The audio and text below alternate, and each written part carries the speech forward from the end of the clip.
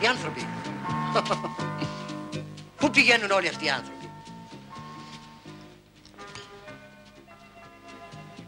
Μόνο μία απάντηση υπάρχει.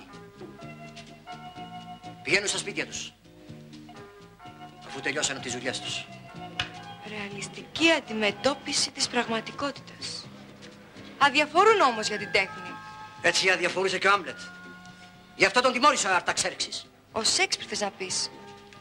Ήταν ο Σέξπιρ στο χάνι της γραβιάς? Γιατί ήταν ο Άμλετ? Όχι.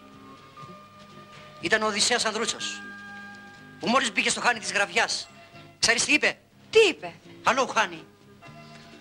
Και εκεί ο Λεωνίδας με 400 στρατιώτες τριμώχτηκε από 4.000 Τούρκους.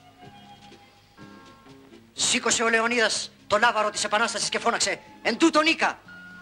Και τότε οι στρατιώτες του φώναζαν «Έξω οι βάσεις του θανάτου, έξω από το ΝΑΤΟ». Και ο Λεωνίδας τους είπε «Θα φύγουν οι βάσεις το 1989». Και ο πρόεδρος τους απάντησε «Άμα φύγουν να με χέσεις». Μα πολύ μπερδεμένα μου τα λες. Έτσι είναι μπερδεμένος και ο κόσμος μας. Έτσι είναι μπερδεμένος. Και εγώ έχω μπερδέψει τα μπούκια μου τώρα. Την κούφανα.